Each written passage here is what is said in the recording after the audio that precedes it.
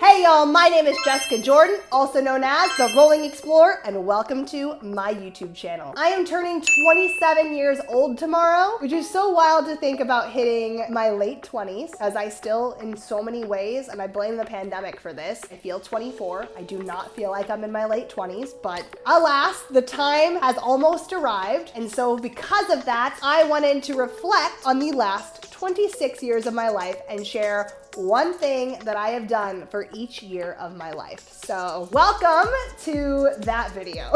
Number one, at the literal ripe age of like 3-4 months old, I had my foot amputated. So as you can see, I only have one full leg, and this left residual limb actually at one point in time had a foot on it, and I had that amputated off when I was a child in order to be able to wear a prosthetic leg. And that is the whole story. Number two, I fell out of a swing in my backyard because the branch on the tree snapped as I was sitting in the swing. And I feel like this explains so much, right? No, I'm kidding. Obviously terrible. I'm sure my parents were terrified, but I think back to this and it just makes me laugh. Little old disabled me flying through the air because the tree branch snapped. Absolute perfection. Would pay good freaking money to see that video. It doesn't exist, but I would pay money to see it. So I have a dark sense of humor, maybe a little bit. Number three, I learned to stand on one leg. I think I did this between 18 months and the age of 3. I don't know exactly, again, when in that timeline I did it,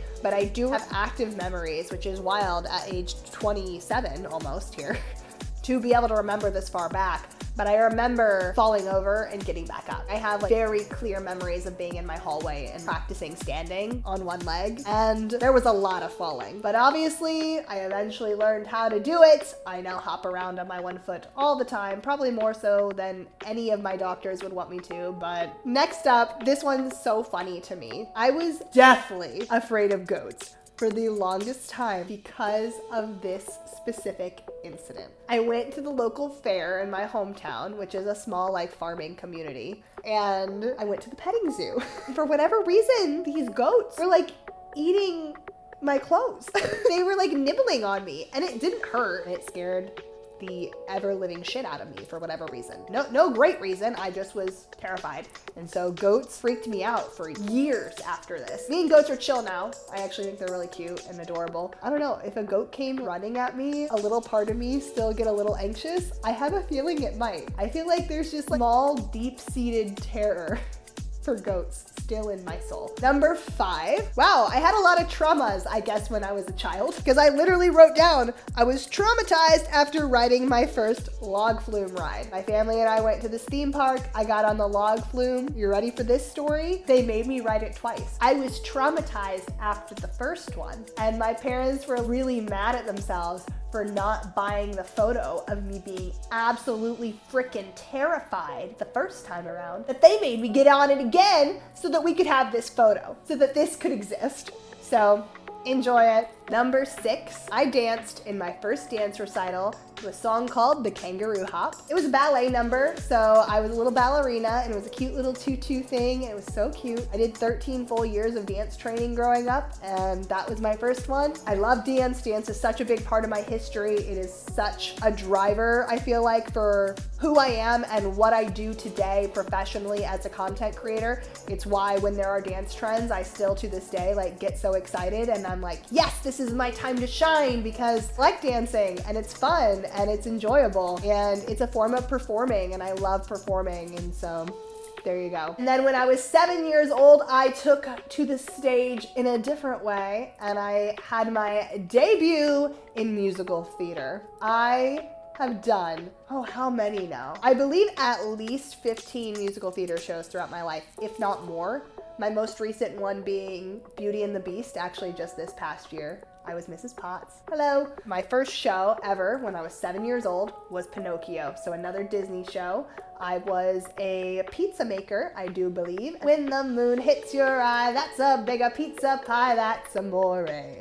Wow, my voice, I'm sick. Yeah, we sang that song. It was really cute, really adorable. I was 7 years old. There was like probably 20 to 30 of us, and it was really cute. And that was that. And that was that. Good memories. Good memories all around. At 8 years old, I fell in love with the Harry Potter book series as I worked through my eating disorder. Yep, that went from aw to dark. So I had an eating disorder at 8 years old. Looking back now, it might have been an early manifestation of my chronic illness of gastroparesis. Along with that was also a lot of anxiety. Yeah, it wasn't a great time, but the Harry Potter book series was really a grounding force for me during that time. My grandma would sit in the car with me when I would go to school in the morning. I wouldn't want to go in. I'd be too scared to go in. So she would sit in the car with me and she would read me a couple of chapters until I calmed down and could go into the building. Nothing will ever take that away from me, and I will always have so much love in my heart for that series and for what it did for me at such a dark time in my life. So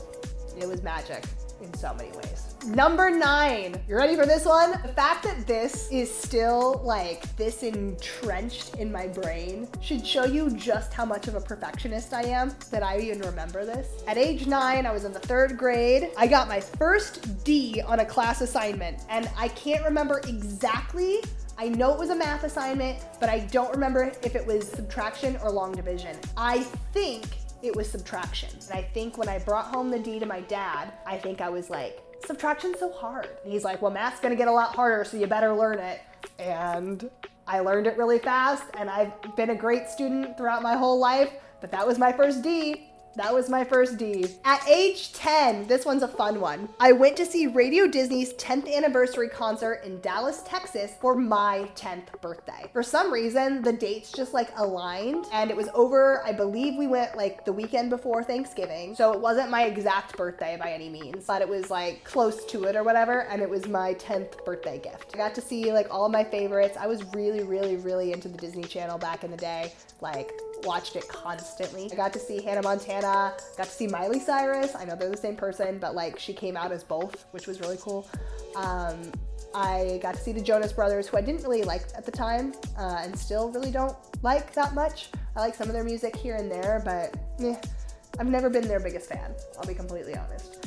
But Ali and AJ were there. I was super into them at the time. I did run into Mitchell Musso on my way to the bathroom, and I specifically remember this because I told my mom, hey, I just saw Mitchell Musso in the hallway, and she's like, no, you didn't. I was like, bet, yes I did. We didn't know he was gonna be there. He wasn't like on the lineup or whatever. But guess who popped out on stage like 10 minutes later? Mitchell freaking Musso. Age 11, this was 5th grade, so my final year of elementary school. I took my leg off on the absolute last day of 5th grade, and I didn't put it back on regularly until I went away to university. There were a few times in middle school and high school where I attempted to wear the leg, but it was never for very long periods of time. I would go back to my prosthetist and try to get it to work, but ultimately, this was the moment. This was the pivotal change for me when I decided, hey, I don't want to live my life super uncomfortable and in pain all the time. I'm gonna take it off for a bit and do life on my terms. And that has taught me so much of so many good things about self-advocacy and like living in your power and living in your truth. And I'm so proud of myself for that. I'm so grateful to my parents for letting me do that. All of the things. Has it hurt me for long-term mobility? Probably a little bit, probably more than a little bit, but I think it helped me have a much more free and enjoyable adolescence. Number 12, I befriended my best friend in a bathroom. This needs a little bit of context. So my friend was actually my elementary school nurse's daughter, and so I had met her already before getting to middle school, but we weren't close. Like we had only hung out maybe twice.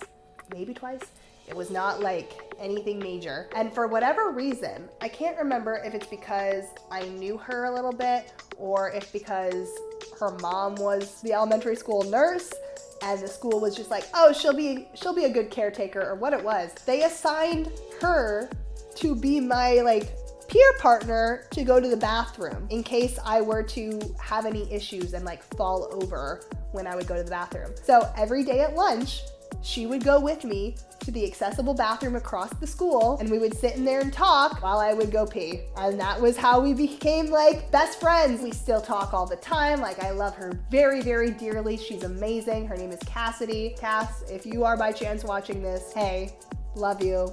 thank you for your many, many years of friendship now. Gosh, what are we on? 15 years of friendship. I love you. Thank you.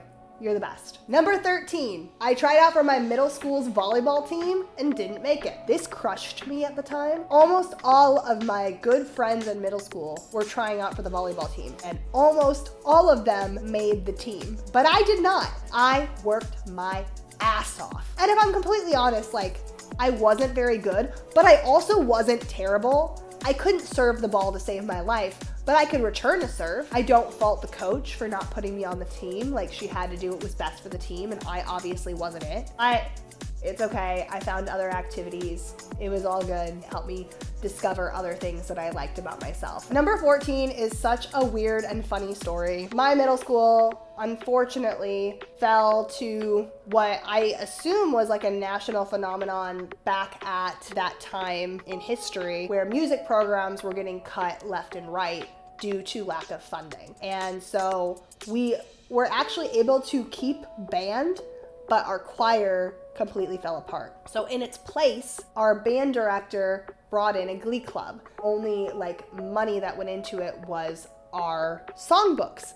And so we literally used songs from the TV show Glee. And for whatever reason, I was really lucky to be getting like a lot of the solos. Like, I really felt like the Rachel Berry of our little Glee club. But we only did like one performance, I'm pretty sure.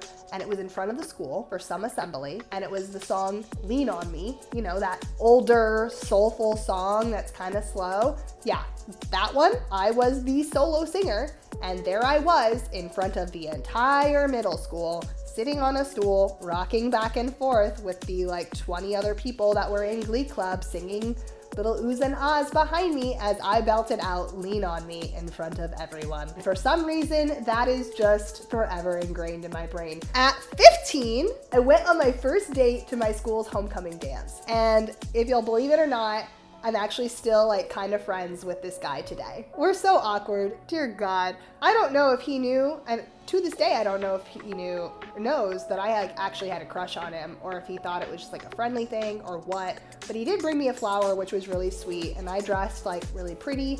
And in true like 15-year-old fashion, I had two of my best friends go with us. And we went to a little restaurant, and then we went to the dance and had a great time, and my friends made a slow dance together, and that was that. 16, I made it onto my high school's dance team. Now this was a really, really big deal to me because I had actually tried out for my freshman year and I didn't make it for a lot of reasons. There was actually a lot of drama around my audition for the dance team the previous year, and I'm not gonna get into all of it, but the long story short is that there were some girls on the dance team, like older girls, who did not want me, a disabled girl, on the team. So they spread a lot of rumors about me, said a lot of things about me, and it ended up keeping me from being on the team. But my sophomore year, I tried out again, and I felt really justified in knowing like, hey, the reason you didn't get on the team actually was because of the drama and not because you're not good at what you've been training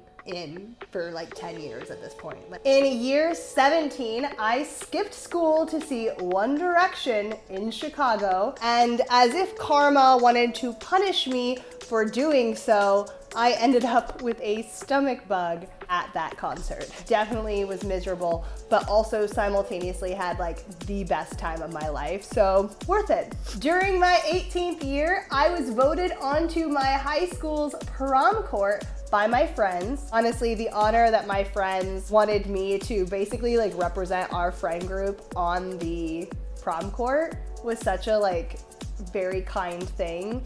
And I love my friends to this day, even the ones that like we're not in contact anymore for whatever reason. I look back with such kind eyes on that time of my life and the people that were there, and so kind and so supportive and so great, and I wish everybody from that time period all the best. Number 19, we've talked about a lot of failures. Well, here's one of my biggest ones. I was failing a class at age 19. It was my first semester of my freshman year of college. I was failing a class, It was some type of calculus class. I can't even tell you what type of calculus class, but it was some type of calculus class. And I was failing, and I ended up having to drop it. Like, that's how bad it was. I was not gonna get my grade up. And the thing is, I was trying so hard. Like, I was actively working to not be failing that class, and there was just nothing I could do in the end. That taught me a lot of lessons, that no matter how hard you work sometimes things just aren't meant to be. I mean, I was in tutoring. I was having my roommates who were in like the science sphere, so they were taking calculus like regularly. I was like in a lower level calculus class, and my friends were like in higher level calculus classes, and they were tutoring me. I was going into tutoring. I was going to the professor. I just couldn't get it. I just couldn't get it. My brain does not compute that way. I am not meant to math. Statistics, sure. Analytics, all day long. Calculus, nope. Absolutely not. Going from a massive failure to a massive success, at age 20, I took a class on public speaking. It was called Great Speeches, and it was actually taught by my favorite professor ever. I love him so much. He taught me so much about public speaking and about life in general. And that was the first time I realized that I'm actually really good at public speaking, and beyond that, I like it. I really like it, and it's a form of performing, and that makes sense, and it all adds up, and I'm just a performer, and that is that. Yeah, it's so wild that I realized that at age 20 and didn't really latch into how much that was me to my core at that age. But now, as a public speaker who speaks for a living, whether it be here online or at conferences or as a keynote speaker or on panels or whatever the week brings, it's a big part of my life, and I use detailed information from that class in every bit of speaking I do, including this video right here. So that class was really foundational for me and really formational for me. At age 21, I moved to Florida for 2 months and did a digital marketing internship in the summer. And that actually wasn't my first digital marketing role. I had an internship on campus at Notre Dame doing something very similar during my sophomore year of college. It was the first time that I chose something, and I actually had gotten another job placement in Nebraska, and I turned it down so that I could take the Florida job. And I really wanted the Florida job because it was for an organization that I was really interested in working for. But beyond that, I just wanted the adventure of living in Florida. I'd always lived in the Midwest. I'd always lived kind of around cornfields and fields in general and flatlands. And I was like, nah, I want something different. I want to be by the ocean. And so I went down and I lived in Fort Lauderdale for 2 months, and it was wild. It was really strange, but it was really cool. And yeah. Definitely a unique experience, to say the least, and something I'm really proud of myself for doing and pushing myself to do that. And I think that really speaks to my sense of adventure and who I am as a human being. At age 22, I got 3 concussions. Now, actually, I don't think they were all at age 22. I do think one of them was technically when I was 21. But they were also close together, that I'm just all counting it in the same year, because wow, has that messed me up. My ability to focus, since especially that first concussion, which was by far and away the worst of them, and I've actually had one more concussion since. So no, my focus level and ability to really zone into one thing, unfortunately, has really suffered since those concussions. And in a lot of ways, my memory has too, in particular, my short-term memory. But we are doing what we can with what we have, and brain injuries are no joke. At age 23, I founded The Rolling Explorer, or at the very least, the rendition of it that you all know and love. Now, I may not have been doing YouTube at the time, but at age 23 is when I first started getting into video content. Prior to that, it had pretty much just been a blog, so literal writing on a website, and a few picture posts here and there. But at age 23, I took a dive. That was during the pandemic, of course, when everybody was doing the video stuff. And I was like, let me see if I can do that. And I could, and here I am today, full-time being a content creator, and it's all because you guys decided to watch my stuff. So love you, thank you. This vlog means the world to me. You guys mean the world to me. This is a very precious memory to me. And I can't believe it was that many years ago now.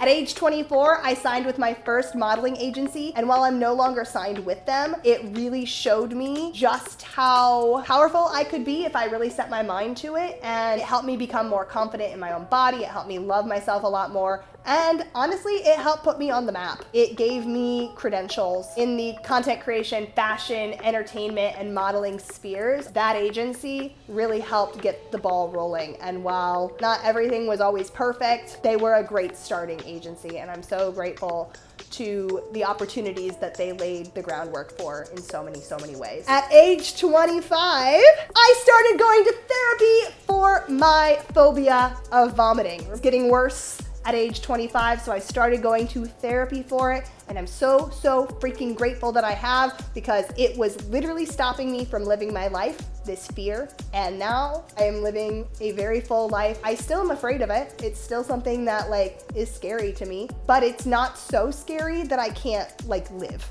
And that is where I needed to get, and that is where I have gotten thanks to therapy. And then finally, age 26 has been one of the most chaotic years of my life. I debated really long and hard what I wanted to say that I have accomplished this year, and I think I'm just gonna choose something really general, and that is that in this year, I have had the opportunity that I feel like not everybody gets in their lifetime, and that is the opportunity to completely start over, completely, top to bottom. I'm talking everything. From new place to live, new forks in my kitchen cabinets, new mentality, new clothes, new person, new hair, everything new, and fully getting to rediscover myself. And I am so excited to see what year 27 has in store and what blocks I get to lay this year. So if you want to see what those are, be sure to hit that subscription button and notification bell. Thank you guys so much for watching this video and for coming along this nostalgic past history with me. It was really fun to dive into some of these more private moments throughout my life that I'm sure a lot of you actually didn't know. And if you know me personally, then you might have known more of these. But either way, thanks for indulging this. Thanks for watching, and you guys rock my socks off all the time. If you like this video, give it a thumbs up and comment below any questions you have as usual, and I will see you guys next time. Bye!